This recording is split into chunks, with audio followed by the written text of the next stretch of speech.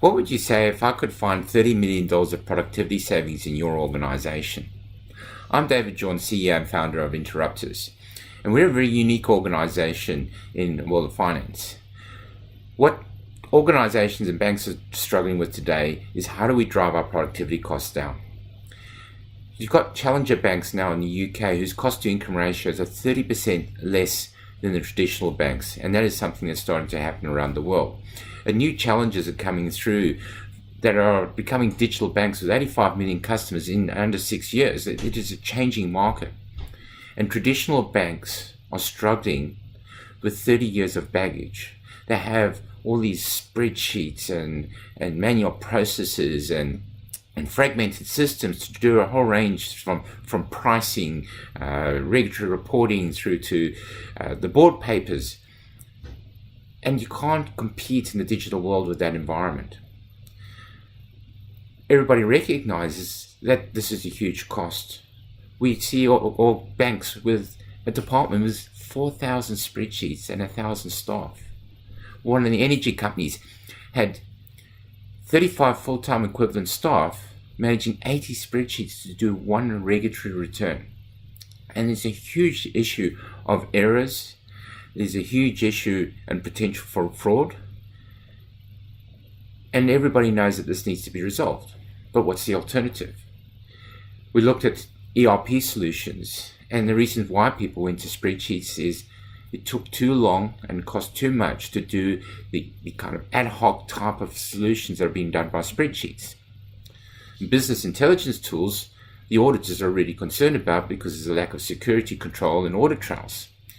And you have staff who are spending an inordinate amount of time trying to manipulate and fiddle all these business intelligence tools, and they're just as bad as spreadsheets.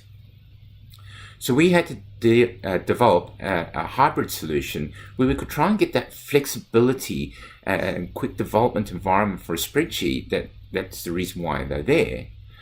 But bring in the workflow, the security controls and audit trails required by banks and the regulations, and what you would find in a traditional ERP solution. We've been talking with Price Waterhouses and KPMGs, Deloitte and EY about the biggest problem now that's coming in. How do they audit the banking environment? The traditional audits, the samples, etc., are no longer working, and yet the regulators want to see more deep dive auditing. They want to see controls and securities around it that can actually get that high level of audit that's just not possible in today's world. And that's where the opportunity comes through, because what we're actually doing is to move all those spreadsheets and fragmented systems into one integrated SaaS solution. We can replace them with a proper solution that they can actually enter data and store the data into a proper database, where we remove duplication, where the same calculation that's used for capital adequacy might be duplicated several times in the organization, and there's often a lot of inconsistency in that information.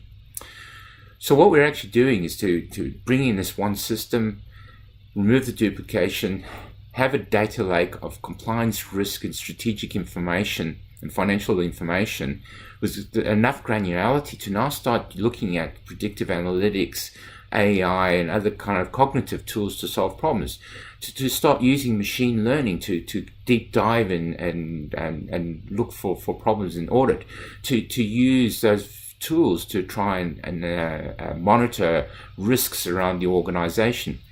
This is a fundamental change to the way that banks are running the back office.